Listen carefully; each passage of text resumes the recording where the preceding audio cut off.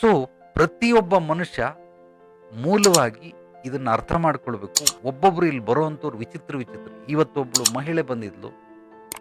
ಆಕೆಗೆ ಬಾಮ್ಮ ಮುಂಚೆ ಕಾಲ್ ಮಾಡಿ ತಿಳಿಸಿ, ನಾನು ಬರ್ತಾ ಇದ್ದೀನಿ, 2 ದಿವಸ ಮುಂಚೆ ಅಪಾಯಿಂಟ್ಮೆಂಟ್ ತಗೋ, ಬೆಳಿಗ್ಗೆ 10 ಗಂಟೆಗೆ, ಮಧ್ಯಾಹ್ನ 1 ಗಂಟೆಗೆ, ಸಂಜೆ 6 ಗಂಟೆಗೆ, ಮೂರೇ 3 ಅಪಾಯಿಂಟ್ಮೆಂಟ್ ಇರುತ್ತೆ. ನಿನಗೆ ಬೆಳಿಗ್ಗೆ ಬೇಕಾ, ಮಧ್ಯಾಹ್ನ ಬೇಕಾ, ಸಂಜೆ ಬೇಕಾ ಹೇಳು, ನಾನು ನಿನಗೆ ಆ ಸಮಯದಲ್ಲಿ ಅವೈಲಬಿಲಿಟಿ ಇರ್ತೀನಿ ಅಂತಂದ್ರೆ, ಮಾಗಡಿಯಿಂದ ತಾಯಿ ಗಂಡ ಹೆಂಡತಿ ಇಬ್ರು ಇಲ್ಲಿಗೆ ಬಂದವ್ರೆ. ಏನಕ್ಕೆ ಅಂತಂದ್ರೆ ನೋಡ್ಕೊಂಡು ಹೋಗಕ್ಕಂತೆ, ನನ್ನನ್ನು ಕನ್ಸಲ್ಟೇಷನ್ ಮಾಡಕ್ಕಲ್ಲ, ನೋಡ್ಕೊಂಡು ಹೋಗಕ್ಕೆ ಮಾಗಡಿಯಿಂದ ಇಲ್ಲಿಗೆ ಬಂದವ್ರೆ. ಎಂಥ ದಡ್ರು. ಅಪಾಯಿಂಟ್ಮೆಂಟ್ ತಗೊಂಡು ಬರ್ತೀನಿ ಅಂತ ಹೇಳಿದ್ರೆ ನಾನು ಸಿಗ್ತಾ ಇದ್ದೆ, ಮಾತಾಡ್ತಾ ಇದ್ದೆ ಅವ್ರದ್ದು ಏನು ಎತ್ತ ಅಂತ. ಆದ್ರೆ ನೋಡ್ಕೊಂಡು ಹೋಗಕ್ ಬಂದವ್ರಂತ. ಏನು ಮಾಗಡಿ ಎಲ್ಲಿದೆ, ನಮ್ಮ ಆಫೀಸ್ ಯಲಾಂಗದಲ್ಲಿ ಎಲ್ಲಿದೆ, ಅಲ್ಲಿಂದ ಇಲ್ಲಿಗೆ ಅಂದ್ರೆ ಏನನ್ನ ಮಾಡಬಾರದು ಗೊತ್ತಿಲ್ಲ ಈಕೆಗೆ. ಏನ್ ಮಾಡಬೇಕು ಅದು ಗೊತ್ತಿಲ್ಲ, ಹೇಗ್ ಮಾಡ್ಬೇಕು ಅದಂತೂ ಗೊತ್ತೇ ಇಲ್ಲ.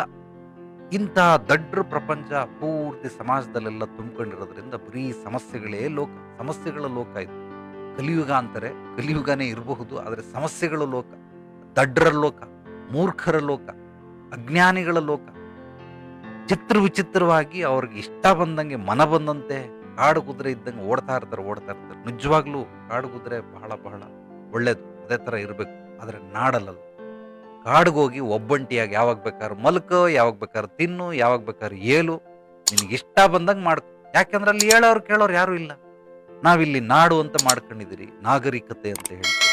ಕೆಲವೊಂದು ರಿಸ್ಟ್ರಿಕ್ಷನ್ ಇರ್ತವೆ, ಕಾನೂನಿದೆ, ರಾಜಕೀಯ ವ್ಯವಸ್ಥೆ ಇದೆ. ಒಂದೊಂದು ಊರಲ್ಲಿ, ಒಂದೊಂದು ಗಲ್ಲಿಲಿ, ಒಂದೊಂದು ಬೀದಿಲಿ, ಒಂದೊಂದು ಮತಗಳಲ್ಲಿ, ಒಂದೊಂದು ಮನೆಗಳಲ್ಲೂ ಕೂಡ ಒಂದೊಂದು ನಿಯಮಗಳನ್ನು ಅಳವಡಿಸ್ಕೊಂಡಿರ್ತಾರೆ. ಕೆಲವರು 7 ಗಂಟೆ ಮೇಲೆ ಹೊರಗಡೆ ಹೋಗಂಗಿಲ್ಲ, ಕೆಲವರು 10 ಗಂಟೆ ಮೇಲೆ ಹೊರಗಡೆ ಹೋಗಂಗಿಲ್ಲ, ಕೆಲವರು ಮಧ್ಯಾಹ್ನದ ಮೇಲೆ ಹೊರಗಡೆ ಹೋಗಂಗಿಲ್ಲ. ಒಬ್ಬೊಬ್ಬರ ಮನೇಲಿ ಒಂದೊಂದು ರೀತಿ ನೀತಿಗಳು ಇರ್ತವೆ. ಆದ್ರಿಂದ ಮನುಷ್ಯನಿಗೆ ಏನನ್ನ ಮಾಡಬಾರದು, ಏನು ಮಾಡಬೇಕು, ಹೇಗೆ ಮಾಡಬೇಕು, ಇದನ್ನ ಚೆನ್ನಾಗಿ ತಿಳ್ಕೊಂಬಿಟ್ರೆ ಅದ್ಭುತವಾದಂತಹ ಸ್ವರ್ಗ ಸುಖ ಸಿಗ್ತದೆ.